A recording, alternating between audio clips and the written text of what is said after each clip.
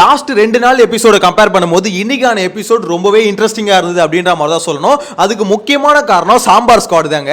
ஆக்சுவலா 2 நாள் மட்டமா போயிட்டு இருந்தது. கேட்டா உனக்கு காமெடி பண்றேன்னு சொல்லிட்டு போட்டு உருட்டிட்டு இருந்தானுங்க.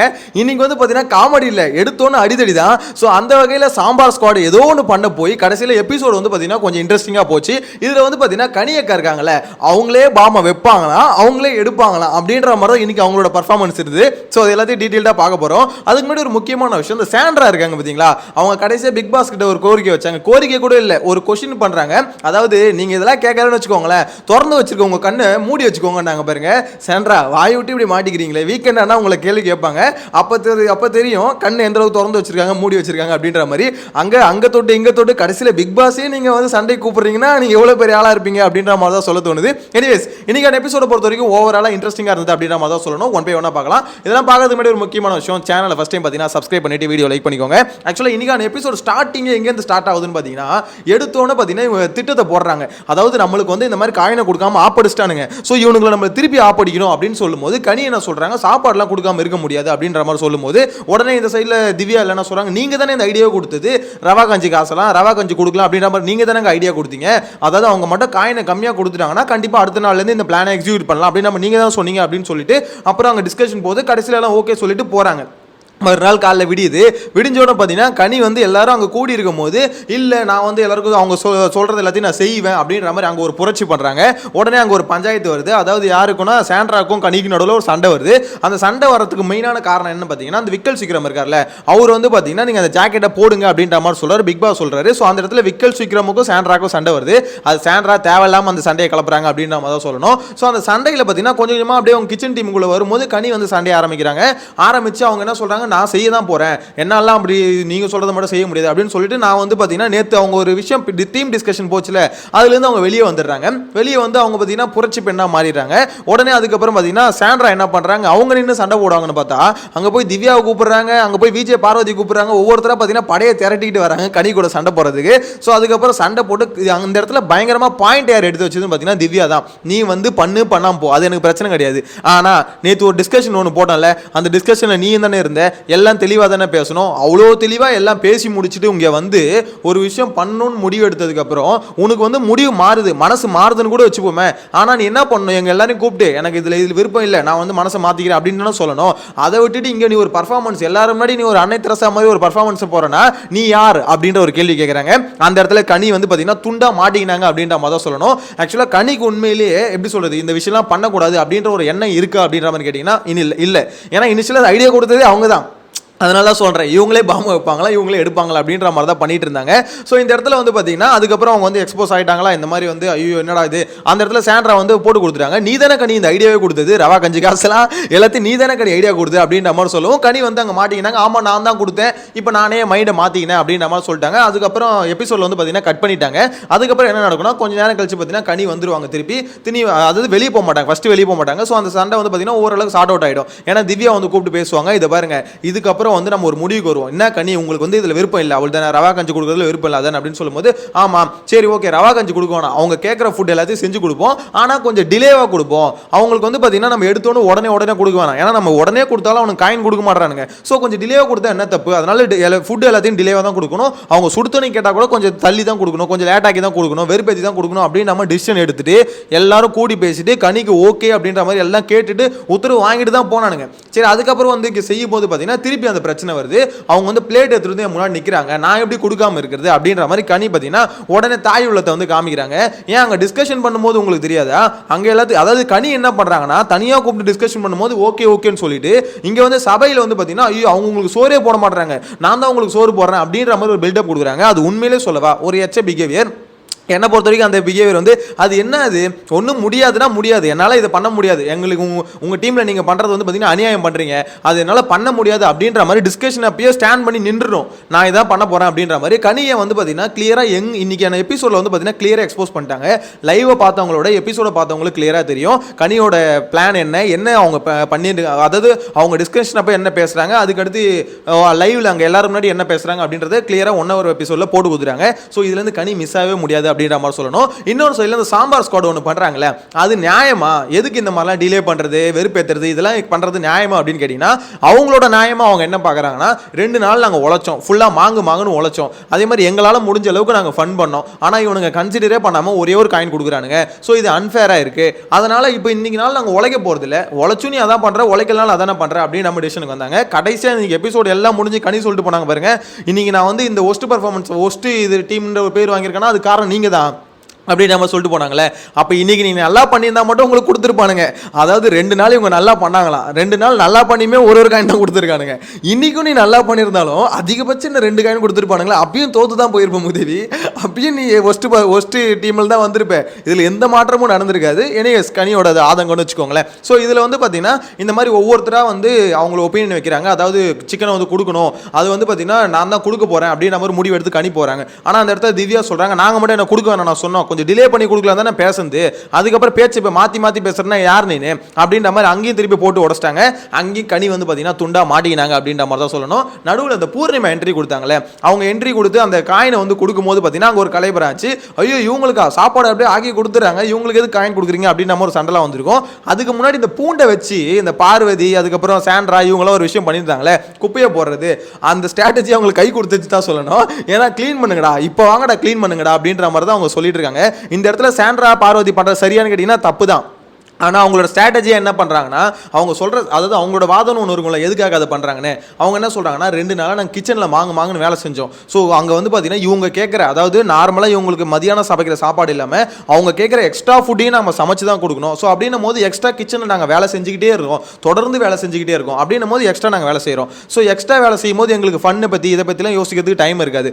அதே மாதிரி இவனுங்களுக்கு இன்றைக்கி எக்ஸ்ட்ரா வேலை கொடுத்துக்கிட்டே இருந்தால் அவனுங்களுக்கு மட்டும் எப்படி டைம் கிடைக்கும்? அதனால் அவனுங்களை வேலையே செய்ய விடக்கூடாது, எக்ஸ்ட்ரா வேலை கொடுத்துக்கிட்டே இருக்கணும். அதனால குப்பை போடுறது இதெல்லாம் பண்றது எல்லாமே பண்ணிக்கிட்டே இருக்கும் அப்படின்ற மாதிரி அவங்களோட தரப்பை சொல்றாங்க. அது ஓரளவுக்கு 2 பக்கமும் பார்க்கும்போது ஓரளவுக்கு அதுவும் ஃபேரா தான் இருக்கு, நான் இல்லைன்னு சொல்ல முடியாது. ஏன்னா அவங்க எப்படி எனக்கு இந்த டிஷ் வேணும் அந்த டிஷ் வேணும்னு சொல்லிட்டு வேலை கொடுக்குறாங்களோ அது எக்ஸ்ட்ரா வேலை தானே. ஸோ அந்த மாதிரி வேலை கொடுக்குறாங்களோ இவங்களும் எக்ஸ்ட்ரா வேலை தராங்க. ஆனால் என்ன, அந்த வேலை கொஞ்சம் மோசமான வேலையா இருக்கு, இந்த குப்பையை போடுறது அப்படின்றது கொஞ்சம் மோசமான வேலை தான் வச்சுக்கோங்களேன். எனிவே ஸ்ட்ராட்டஜி வைஸ் பார்த்தா ரெண்டுமே ஒன்று தான். ஸோ இந்த இடத்துல பார்த்தீங்கன்னா இவங்களும் ஸ்ட்ராட்டஜி பண்ணுறாங்க, இவங்களும் ஸ்ட்ராட்டஜி பண்ணுறாங்க, எல்லாம் ஓகேன்னு வச்சுக்கோங்களேன். ஸோ இதுக்கப்புறம் என்ன ஆகுதுன்னா, இந்த விக்கல் சீக்கிரம் இருக்காருல்ல, அவர் வந்து ஒரு பர்ஃபார்மன்ஸ் பண்ணுறாரு. அந்த பர்ஃபார்மன்ஸை தான் மெயினாக பற்றி பேசணும்னு நினச்சேன். அந்த பர்ஃபார்மன்ஸ் ஒன்று பண்ணார்ல, 3 பேய் கனி வந்து பார்த்தீங்கன்னா ஒரு அது ஏதோ அருள் கொடுத்து அந்த பேய்களை ஒன்று பண்ணுறான், ஏதோ ஒன்று பண்ணியிருந்தார்ல, அது என்ன பண்ணுறாரு, அதுதான் அவர் வந்து சொல்கிறார்ல 3 நாளாக ஃபன் பண்ணோம் யோசிச்சோம் ஃபன் பண்ணோன்னு. தலைவா உன் ஃபன் என்ன இன்னைக்கான எபிசோடில் போட்டு கொடுத்துட்டாங்க. ஆக்சுவலாக நீங்கள் அந்த எபிசோடை பார்த்து யாராவது ஒருத்தர் கொஞ்சம் யோசிச்சு சொல்லுங்கள். அந்த 3 பேயின்னு ஒரு கான்செப்ட் வச்சு பண்ணார்ல, அதுதான் ஒரு ஃபன்னு. 3 நாளாக அதை தான் பண்ணிட்டு இருக்காரு. வித்தியாசமாக ஆளுங்களை கூப்பிட்டு நான் ஃபன் பண்ணுறேன், நான் வந்து என்டர்டெயின் பண்ணுறேன்னு பண்ணிட்டு இருக்காரு. அது வந்து அவ்வளோ இன்ட்ரெஸ்டிங்காக இருந்தது. அவ்வளோ வந்து எப்படி சொல்கிறது, அது எப்படி சொல்கிறது, எதுக்குடா இது ஒரு டைம் பாஸ், எப்படி சொல்கிறது, சும்மா கூட ஒரு டைம் பாஸ் கூட பார்க்க முடியாத ஒரு விஷயமா தான் இருந்தது அது. அதை விக்கல் சீக்கிரம் பார்த்தீங்கன்னா 3 நாளாக பண்ணிக்கிட்டு நாங்கள் பெஸ்ட் டீமு, நாங்கள் வந்து எங்கள் உழைப்பை போட்டோம், நாங்கள் அதை பண்ணோம் இதை பண்ணோம் அப்படின்ற மாதிரி நான் என்ன சொல்கிறேன், அவருடைய எஃபர்ட்டுக்கு வந்து நான் பாராட்டுறேன். ஏன்னா எஃபர்ட் வந்து பார்த்தீங்கன்னா உண்மையிலே விக்கல் சீக்கிரம் போடுறாரு, நான் இல்லைன்னு சொல்ல. ஆனால் இங்கே என்ன விஷயம்னு பார்த்தீங்கன்னா ஃபன்னு ஒன்று பண்ணுறாங்களா, அது ஃபன்னாக இல்லைடா, கொஞ்சம் நம்புங்கடா. விக்கல் சீக்கிரம் மண்டையில் போயிட்டு யாரோ நீ பெரிய காமெடியன், நீ பண்ணுறதெல்லாம் பயங்கரமாக மக்கள் விழுந்து சிரிக்கிறாங்க, ஐயோயோ விக்கல் சீக்கிரம் நீ தான் அடுத்த சந்தானம் அப்படின்ற மாதிரி யாராவது சொல்லிட்டாங்களா என்னன்னு தெரியல. நான் காமெடியே, நான் பண்ணுறது ஃபன்னு அப்படின்னு சொல்லிட்டு ஒருத்தர் வந்து பார்த்தீங்கன்னா நம்மளை நம்ப வைக்கிறது இல்லை, வீட்டுக்குள்ளே இருக்கவனுங்களை நம்ப வச்சிட்டாப்ல. விக்கல் சீக்கிரம் பண்ணுறதுலாம் ஃபன்னு, சரி ஓகே. விக்கல் சீக்கிரம் அந்த 3 பேய் பர்ஃபார்மன்ஸ் பண்ணார்ல, நம்ம தான் சிரிக்கல, அது வந்து காமெடி பர்ஃபார்மன்ஸ் தானே அவர் பண்ணாரு. ஆப்போசிட்ல உட்காந்துருக்கானுங்களே அவனுங்களாம் சிரிக்கணும்ல. ஏன்னா விக்கல்ஸ் உனக்கே இது நியாயமா இருக்காடு, நீ மட்டும் சிரிச்சுக்கிட்டே இருந்தா அது எப்படா ஃபன்னு அப்படின்ற மாதிரி தான் இருந்தது. இன்னொரு சைடில் எனக்கு என்னன்னா, ஒரு என்டர்டைன்மெண்ட்ன்றது எல்லாமே தான் என்டர்டைன்மெண்ட். இதில் வந்து பார்த்தீங்கன்னா இன்னைக்கு சாம்பார் ஸ்குவாட் அது பண்ணுறது வந்து பார்த்தீங்கன்னா அநியாயமாக இருந்தாலும் அது வந்து அக்கிரமமாக இருந்தாலும், ஆனால் இன்னைக்கு அந்த எபிசோடு எங்கேஜிங்காக இருந்ததுல அதுதான் என்டர்டைன்மெண்ட்னு வச்சுக்கோங்களேன். நீங்கள் வந்து காமெடி மட்டும்தான் என்டர்டைன்மெண்ட் இல்லை. ஸோ நீங்கள் எப்படி டாஸ்க்கை இன்ட்ரெஸ்டிங்காக கொண்டு போனால் மக்களை வந்து என்டர்டைன் பண்ணணும். இது வந்து பார்த்தீங்கன்னா உங்களே என்டர்டைன் பண்ணிக்கணும் இல்லை, மக்களை என்டர்டைன் பண்ணணும். ஸோ அது எப்படி இன்ட்ரெஸ்டிங்காக பண்ணுவீங்க அப்படின்றத அவங்க கான்செப்டாக கொடுக்குறாங்க. என்னை பொறுத்தவரைக்கும் இன்னைக்கான எபிசோடு என்டர்டைனாக இருந்தது. அது வந்து நீங்கள் யோசிச்சு சொல்லுங்களேன், நேற்றும் முந்தா நேற்று எபிசோட பார்த்துட்டு கழிவு ஊத்தனமா இல்லையா, என்னடா இது எபிசோடு மானங்கட்ட எபிசோடு, இந்த மாதிரி ஒரு டாஸ்க்கை கொடுத்ததுக்கு பிக் பாஸ் வந்து இழுத்து மூட்டு ஒரு 2 நாள் லீவுன்னு சொல்லிட்டு போயிடலாம் நானே சொல்லியிருந்தேன். ஸோ அந்த மாதிரி தான் 2 நாள் எபிசோடு இருந்தது. அந்த மாதிரி எபிசோடுக்கு இன்னைக்கான எபிசோடு எவ்வளோ பரவாயில்லையே, இது கொஞ்சம் பெட்டராக இருக்கு. ஸ்ட்ராட்டஜிஸ் கொஞ்சம் போடுறாங்களா, அது தப்பான ஸ்ட்ராட்டஜி கரெக்டான ஸ்ட்ராட்டஜிலாம் இங்கே மேட்டர் இல்லை. ஆனால் ஏதோ ஒன்று இன்ட்ரெஸ்டிங்காக நான் எங்களுக்கு இது பண்ணணும், அதுதான் பார்த்தீங்கன்னா ஒரு லைவ்லியாக ஒரு விஷயம் வந்து டாஸ்க் வந்து எவால்வ் ஆகுது. எனக்கு ஒன்று பண்ணிட்டானுங்க, நான் இப்போ திருப்பி பண்ணுறேன் அப்படின்ற மாதிரி அந்த டாஸ்க்கே தன்னை வந்து அடுத்த கட்டத்துக்கு நவுதுன்னு சொல்லுவாங்க. அந்த மாதிரி தான் என்ன பொறுத்தவரைக்கும் தோணுது. இதில் வந்து அன்ஃபேராக சில விஷயம் இவங்க பண்ணுறாங்கன்னு கேட்டிங்கன்னா பண்ணுறாங்க.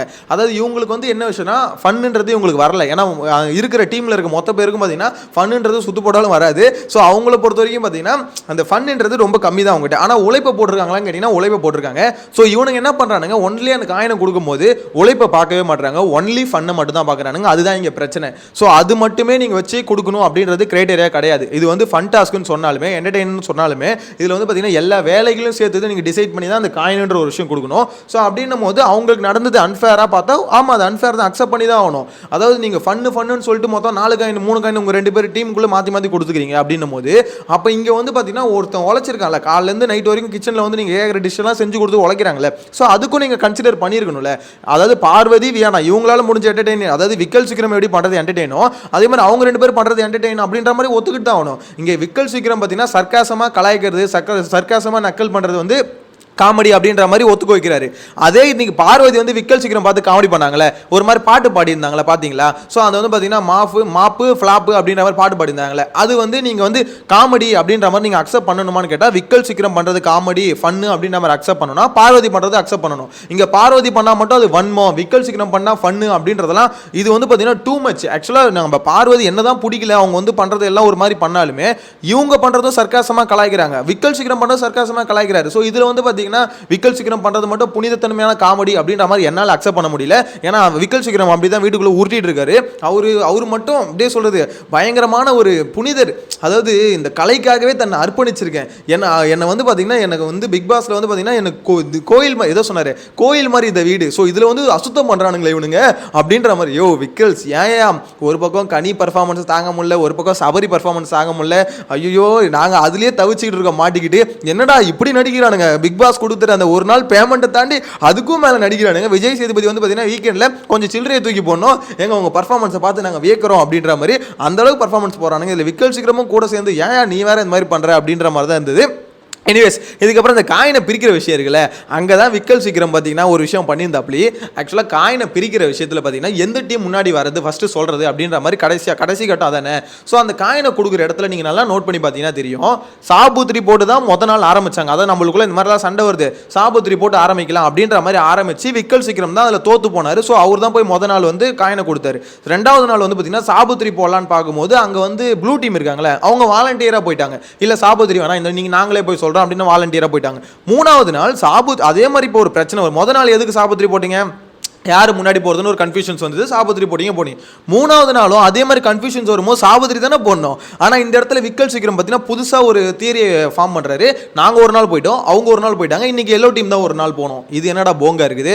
இது அந்த எஃப்ஜே ஒரு தண்டம் இருக்குதுல்ல, தண்டம் வெட்டி முட்டோம் வீணா போன தண்டம். அந்த எஃப்ஜே கேப்டன் தலை இனியா தலையை இருக்குது எதுக்கு லாய்க்கு. அந்த விக்கல் சீக்கிரம் கிளியராக அப்பட்டமாக தெரியுது, அதை அப்படியே பிளேட்டை மாற்றி விட்றாருன்னு.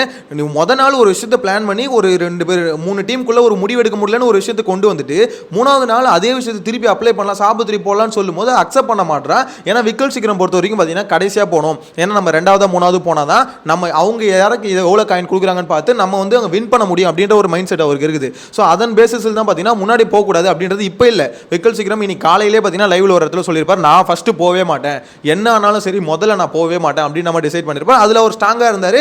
கடைசியில் வேறு வழியெல்லாம் பார்த்தீங்கன்னா எல்லோ டீமும் போயிடுச்சிங்க. ஆக்சுவலாக எல்லோ டீம் என்ன பொறுத்த வரைக்கும் பார்த்தீங்கன்னா போயிருக்கே கூடாது. எதுக்கு நீங்கள் போகிறீங்க, நீங்கள் வந்து அந்த சாபுத்திரின்ற ஒரு மேட்டர் விக்கல் சீக்கிரம் சொன்னார்ல, அதுதான் கரெக்டான பாயிண்ட், அந்த நின்றுக்கணும். ஆனால் இந்த எஃப்ஜே பயபுலைக்கு அவன் என்ன சொல்ற எது சொல்லலாம் தெரியாம, எஃப்ஜே இதே மாதிரி தான் நான் மேனேஜர் டாஸ்க்ல விட்டுட்டேன், நீ விட்டுறாத.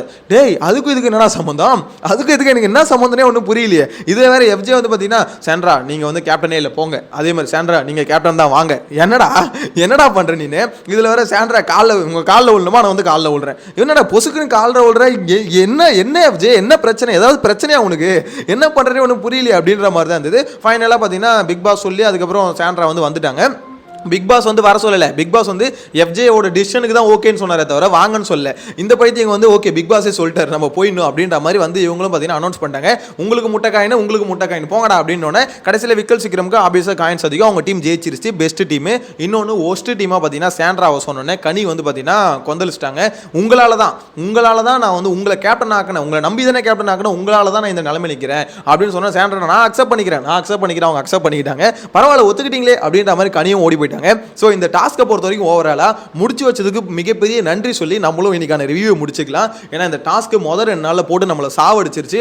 3வது நாள் சாம்பார் ஸ்குவாடோட புண்ணியத்தில் ஓரளவுக்கு கொஞ்சம் என்டர்டெய்னிங்காக போச்சு, கொஞ்சம் நல்லா இருந்தது. ஸோ அதனால் சாம்பார் ஸ்குவாட் நீங்கள் தோத்துருந்தாலும், நீங்கள் வந்து கேவலமாக கேம் ஆடி இருந்தாலும், கன்னிங்காக கேம் ஆடி இருந்தாலும் பரவாயில்லடா, அந்த 2 டீமை கம்பேர் பண்ணும்போது ஓரளவுக்கு கண்டென்ட்டாவது தரீங்கடா அப்படின்ற மாதிரி சொல்ல தோணுது. தயவு செஞ்சு என்டர்டெயின்மெண்ட் டாஸ்க் மட்டும் இதுக்கப்புறம் கொடுக்காதீங்க அப்படின்ற ரெக்வஸ்ட் வச்சுட்டு இன்னைக்கான ரிவ்யூ முடிச்சுக்கலாம். ஃபன் டாஸ்க்கு உங்களுக்கு வராது. ஃபன்னுன்றது இந்த சீசன்ல வந்து பார்த்தீங்கன்னா அகராதிலேருந்து அழிச்சிருங்க முடியாது அப்படின்ற மாதிரி சொல்லி முடிச்சுக்கிறேன். நெக்ஸ்ட் வீடியோவில் மீட் பண்ணலாம். Bye bye. சேனலை ஃபஸ்ட் டைம் பார்த்தீங்கன்னா சப்ஸ்கிரைப் பண்ணிக்கோங்க. Bye by.